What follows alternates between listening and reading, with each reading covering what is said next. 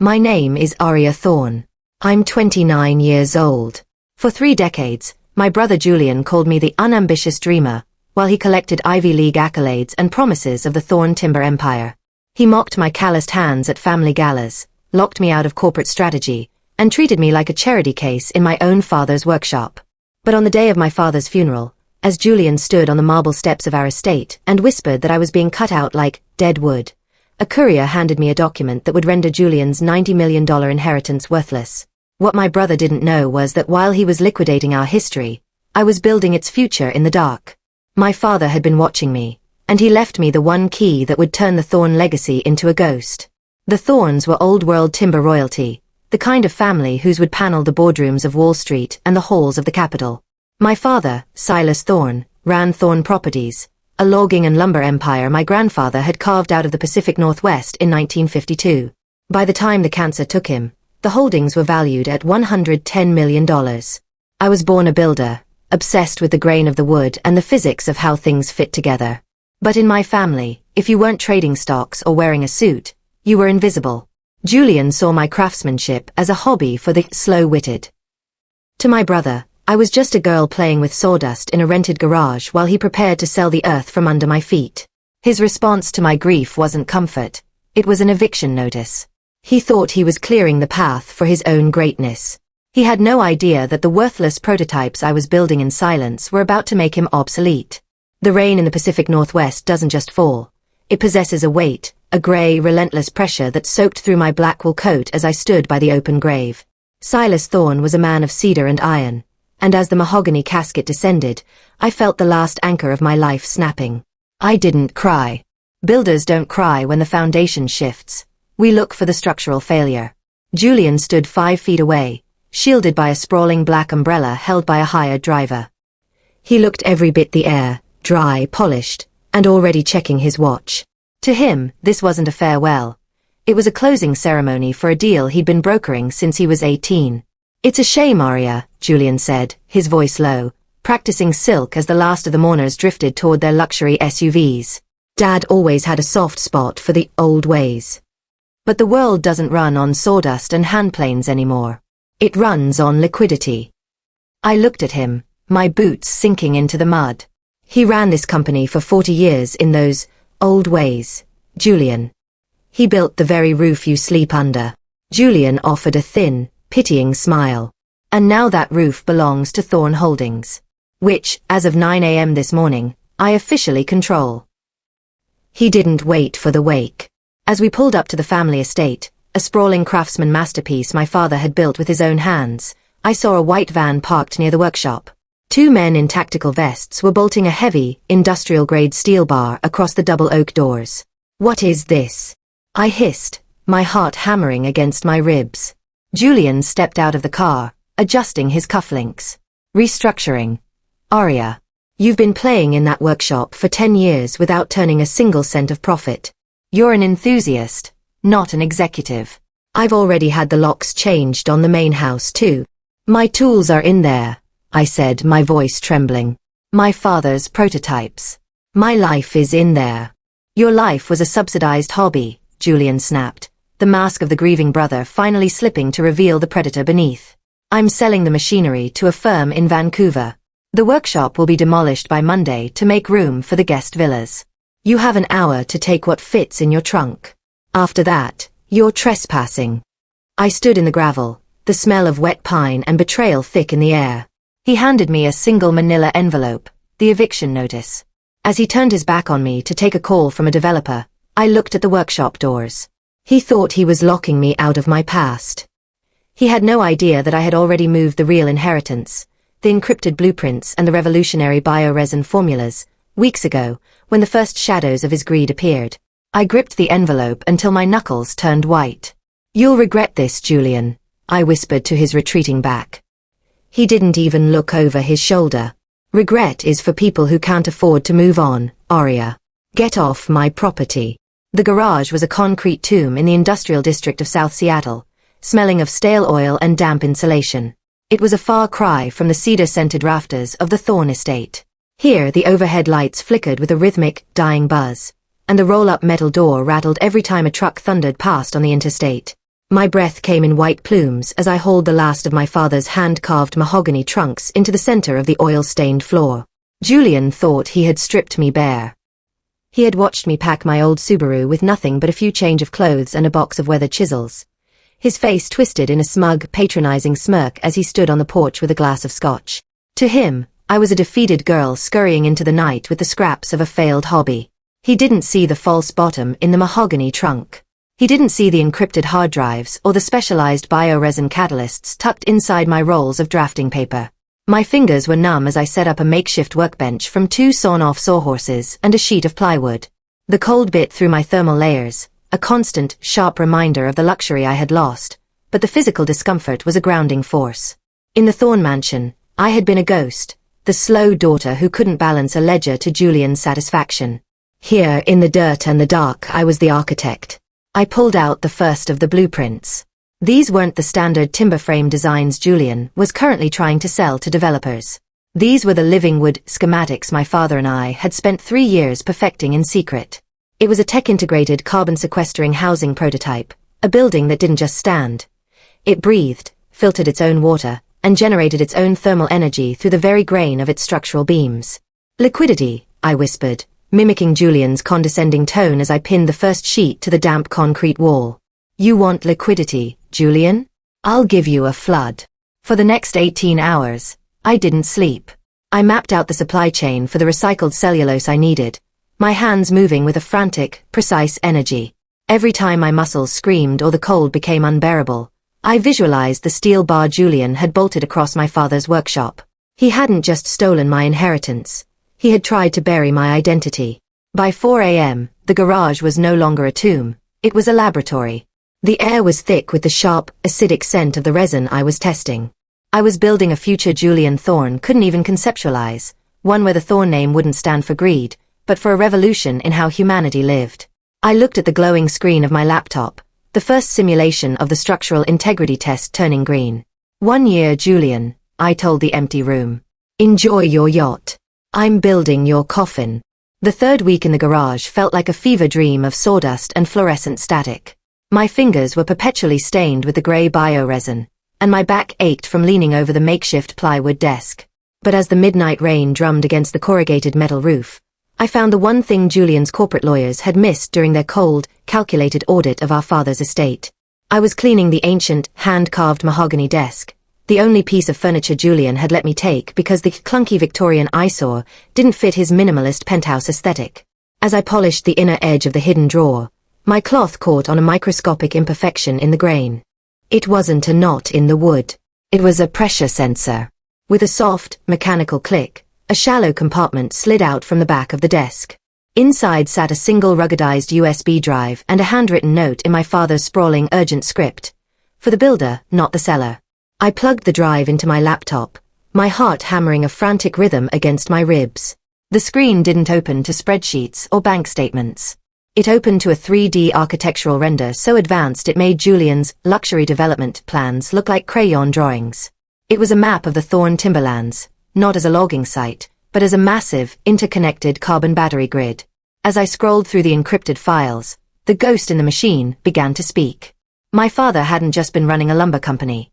He had been funneling millions into a secret partnership with a Swiss renewable energy collective.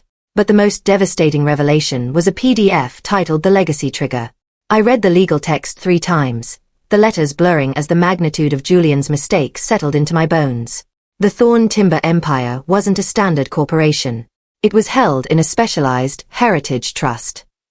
According to the fine print, if the CEO attempted to sell more than 40% of the land for non-sustainable development, the ownership would automatically revert to the active conservator, the family member who could prove they had successfully implemented a viable, eco-integrated alternative. Julian was already in talks to sell 60% of the forest to the vultures, for a strip mall and a golf course. He was unknowingly walking into a legal landmine. But there was a catch. To trigger the clause, I didn't just need a plan. I needed a finished, government-certified prototype. I needed to prove that my hobby wasn't just viable, it was more profitable than his destruction. I looked at the glowing schematics of the carbon battery grid. My father had provided the map, but he had left the engine for me to build. I wasn't just a carpenter anymore. I was the only person who could save the Thorn name from being synonymous with a parking lot. You thought you were selling dirt, Julian, I whispered, the blue light of the monitor reflecting in my eyes. But you're standing on a gold mine you don't have the soul to see. While Julian was busy transforming the Thorn family name into a brand for ultra-luxury watches and overpriced champagne, the foundation of his new life was already beginning to crack. From my stool in the freezing garage, I watched his social media, a curated nightmare of Amalfi Coast sunsets and strategic parties in Dubai. He was bleeding the company's operational cash to maintain the appearance of a mogul, unaware that the Thorn timber holdings were no longer producing enough raw lumber to cover his interest payments. He was selling the future to pay for the present. I, on the other hand, was doing the opposite. My silent partner didn't come from the boardroom. He came in a charcoal suit with a government ID clipped to his belt. Marcus Thorn, no relation, though he appreciated the irony, was a lead scout for the Department of Sustainable Infrastructure. He had found my white paper on a private engineering forum where I'd posted my data under a pseudonym. "This living wood tech," Marcus said, his eyes scanning the prototype I had erected in the center of the garage. It was a 10-foot section of a structural wall, shimmering with a translucent bioresin that pulsed with a faint, bioluminescent glow. "You're claiming it has a negative carbon footprint and a structural integrity rating higher than reinforced concrete." "I'm not claiming it," I said, handing him the tablet with the real-time stress test data. "I'm proving it. It's not just wood, Marcus. It's a carbon sink. Every house built with this material removes 3 cars' worth of emissions from the atmosphere per year." Marcus ran a hand over the smooth, cool surface of the beam. "Julian Thorn is out there telling the press that the family forest is depleted land, fit only for a shopping mall. He's trying to sell 60,000 acres to a developer named Sterling. If he signs that deal, this tech stays in a garage forever." "He won't sign it," I said, my voice steady despite the cold. "Because Sterling isn't the only one bidding. You are." Marcus looked at me, a slow realization dawning on his face. "The government contract for the Green Horizon Initiative.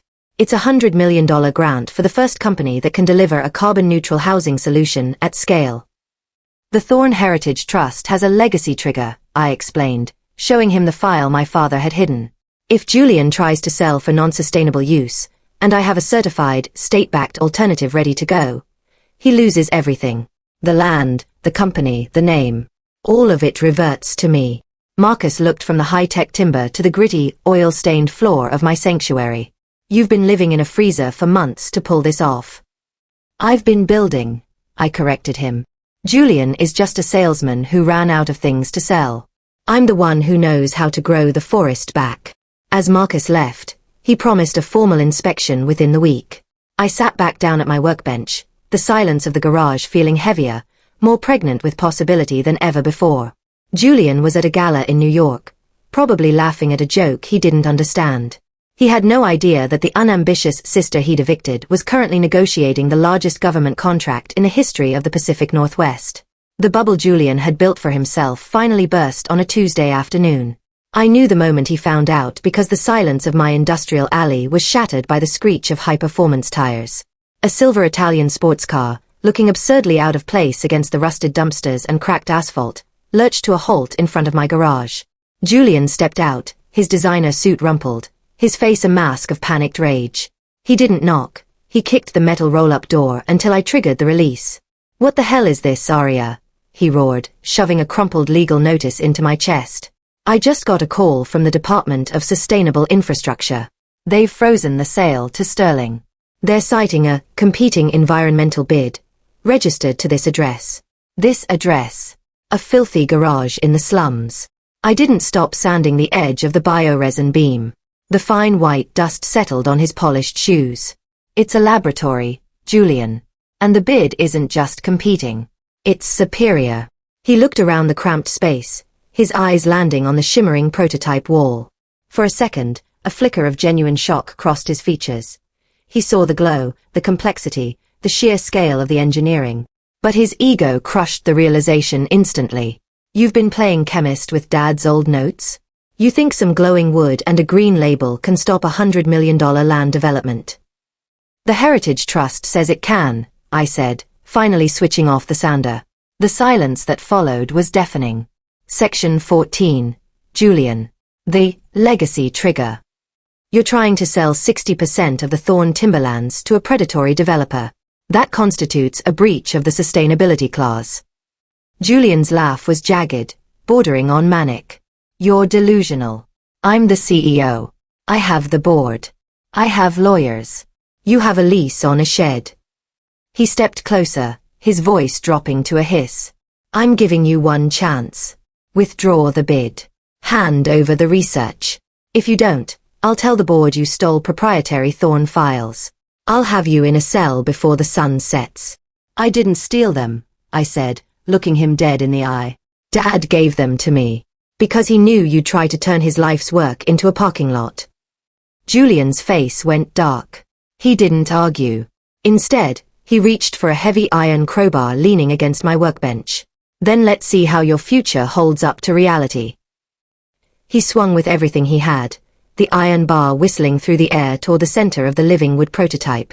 I didn't move to stop him. The bar struck the beam with a resounding crack, but the wood didn't splinter. The bioresin absorbed the kinetic energy, radiating a bright, defensive pulse of blue light. The vibration traveled back up the iron bar, numbing Julian's arms and sending the crowbar clattering to the concrete floor. The prototype didn't have a scratch. Julian, however, was trembling. It's self-reinforcing, Julian, I said softly. The more pressure you apply, the stronger it gets. Just like me. He backed away, realizing for the first time that he wasn't dealing with his slow sister anymore. He was dealing with the new architect of the Thorn Empire. He scrambled back to his car, shouting that this wasn't over, but his voice lacked the boardroom authority it once held. It sounded like a man drowning. The days following Julian's meltdown in my garage felt like the tightening of a mechanical vice. I could almost hear the gears of my father's legacy trigger grinding into place. While Julian spent his remaining capital on a frantic PR campaign to smear my unauthorized research, the Department of Sustainable Infrastructure had quietly finished their validation. The final foreclosure didn't come from a bank. It came from the Thorn Heritage Trust itself.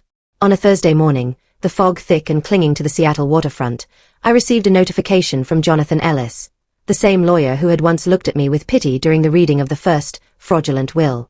Now, his voice over the phone was clipped and formal. Aria, the board has been served. Julian's contract with Sterling Development has been flagged as a terminal breach of fiduciary duty. We're convening at Thorn Tower at 2 p.m. You need to be there. I didn't wear a power suit. I wore the same charcoal work pants and the sturdy leather boots I'd lived in for a year.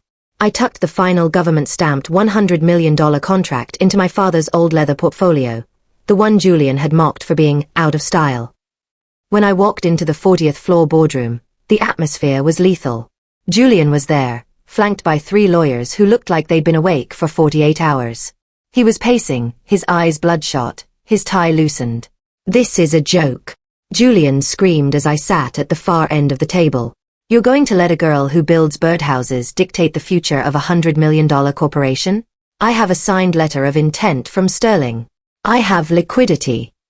You have debt, Julian, Robert Hartley, the board chairman, interrupted. He looked at me, then at the portfolio in front of me. And according to the trust, you no longer have a vote. I opened the portfolio and slid the Green Horizon contract across the polished walnut. Sterling was going to pay you $60 million to destroy the forest, Julian. The government is paying $100 million to save it. And because you attempted to sell the land for non-sustainable use, the Heritage Trust has officially activated. As of 10 minutes ago, your shares have been moved into a blind escrow. Julian grabbed the contract, his hands shaking so violently the paper rattled. He scanned the numbers, the 9 zeros, the federal seal, the implementation timeline. The color drained from his face until he was the same shade of gray as the fog outside. Dad couldn't have planned this, he whispered, collapsing into his chair. He told me I was the one. He told me I was the leader. He told you what you wanted to hear so you wouldn't look too closely at what he was actually building with me, I said, my voice cold and surgical. He knew you'd sell the house the moment he was gone. So he made sure the house was a trap. The board members, men who had ignored me for a decade, were now leaning toward me, their eyes bright with the scent of a new, more stable profit. Julian looked around the room, realizing that the liquidity he worshipped had just flowed right past him. He had nowhere left to run. The final hurdle wasn't a legal document or a board vote. It was the land itself.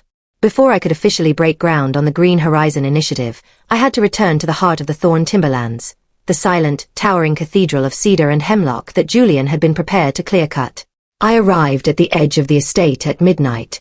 The moon was a sliver of bone behind the clouds, casting long, shifting shadows across the forest floor.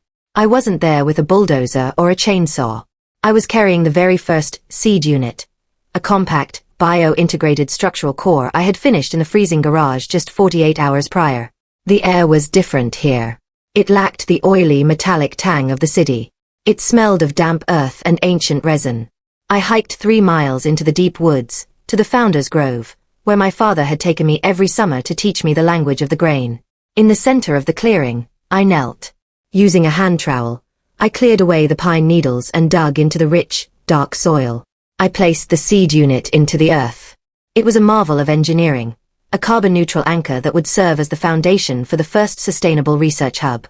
As I activated the internal sensor, a soft, amber light pulsed from beneath the translucent casing, mimicking the heartbeat of the forest. I sat back on my heels, my hands covered in the same dirt my grandfather had tilled in 1952. For the first time since the funeral, the weight of the midnight build felt like a blessing rather than a burden. I wasn't just building a house. I was repairing a broken lineage. "It's done, Dad," I whispered into the wind. The forest seemed to sigh in response. The legacy trigger hadn't just saved the land, it had saved me. I had spent years thinking my silence was a weakness, a flaw that allowed Julian to drown me out with his noise. But in the stillness of the grove, I realized that silence is where the deepest roots grow. Julian had been a storm that blew through the canopy, loud and destructive. But I was the soil. I was the one who remained. As the amber light of the unit synchronized with the surrounding trees, a notification chimed on my phone. A wire transfer had cleared. The first installment of the $100 million contract. I stood up, wiping the grime from my face. Tomorrow, the architects and engineers will arrive. Tomorrow, the Thorn name would officially be stripped from Julian's luxury office and etched into the blueprint of a new world. But tonight, it was just me and the trees, watching the future take root in the dark. The Sterling Development Gala was a sea of rented tuxedos and desperate ambition, held in the glass-walled ballroom of the Heights Hotel. Julian had spent the last of his remaining credit on this night, a final frantic attempt to sign the land over to the vultures, before the board's injunction could be fully codified. He stood at the center of the room, a crystal glass of vintage bourbon in one hand and a gold-plated fountain pen in the other, surrounded by developers who smelled the blood of a dying legacy. I stood at the entrance for a moment, the heavy mahogany doors framing my arrival. I wasn't wearing sequins or silk. I wore a tailored black blazer over my work trousers, my hair pulled back, and the dust of the Founder's Grove still clinging to the soles of my boots. The room didn't go silent immediately. It happened in waves, starting at the back where the junior associates recognized the face from the morning's leaked Green Horizon headlines. By the time I reached the center of the floor, Julian had spotted me. His face contorted into a mask of pure, humiliated venom. "Security," Julian barked, his voice cracking under the strain of a 3-day bender. "I told you she wasn't on the list. Get this trespasser out of my gala." 2 guards moved toward me, but they stopped when a silver-haired man stepped out from behind me. Jonathan Ellis held up a single, notarized red wax envelope. "Actually, Julian," the lawyer said, his voice cutting through the jazz music like a blade, "Aria is the only person in this room with the authority to be here. This isn't your gala anymore. This hotel is built on Thorn-leased land. And as of 4 p.m. today, the lease has been terminated for breach of moral turpitude clauses." Julian's hand shook so violently that bourbon splashed onto the white linen tablecloth. "You can't do this. I'm the heir. I'm Thorn." "You're a tenant, Julian," I said, stepping into his personal space. I didn't raise my voice. I didn't have to.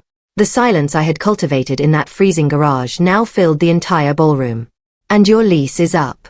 I've just bought out Sterling's interest in this development.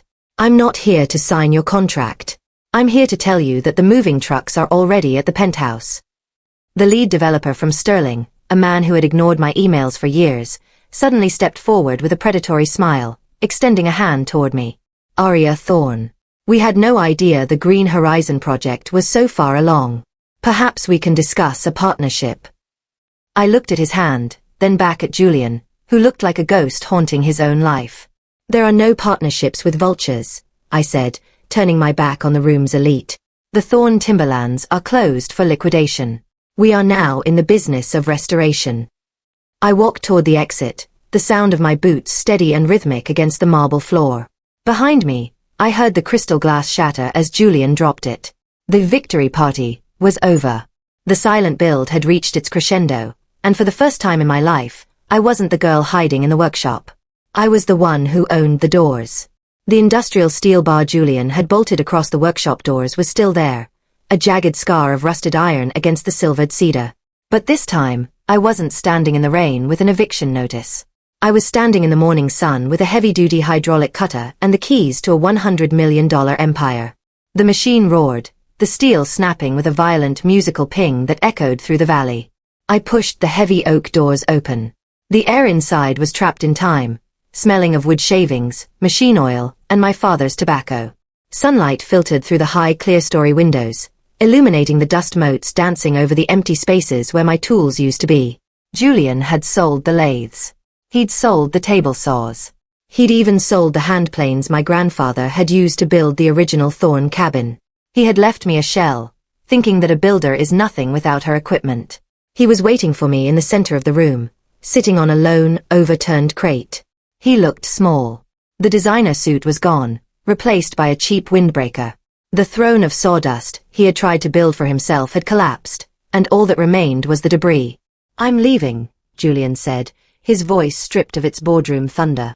"The lawyers say the blind escrow will cover my debts, but there's nothing left for a life in the city. I'm headed east. Maybe I'll start over." "You should," I said, walking to the workbench where I'd spent my childhood. I ran my hand over the scarred wood. "But don't start with sales, Julian. Start with something real. Learn how to grow something before you try to value it." He looked at me, a flicker of the old resentment in his eyes, but it died quickly. He stood up and walked toward the exit without a word. As he passed the threshold, he paused, looking at the Green Horizon logo now emblazoned on the side of the transport trucks idling in the driveway. He was a man who had tried to sell the world, only to realize he didn't own a single inch of his own soul. I turned back to the workshop. My team was already moving in, carrying the new bioresin injectors and 3D timber printers. The slow daughter had become the visionary. The failed carpenter was now the CEO. But as I picked up a stray piece of cedar from the floor, I knew those titles didn't matter. I wasn't the daughter who didn't matter. I was the one who survived the silence. I looked out the window at the forest, the Thorn timberlands, vibrant and green, stretching toward the horizon. The legacy wasn't in the bank accounts or the museum plaques. It was in the grain. It was in the breath of the trees I had saved. I picked up a pencil and a fresh sheet of drafting paper. The first project of the new Thorn Industries wasn't a government building or a luxury hub. It was a new set of doors for the workshop, built from the living wood, designed to never be locked against the family again. I began to draw. The silence was gone, replaced by the steady rhythmic sound of an empire being rebuilt, one beam at a time.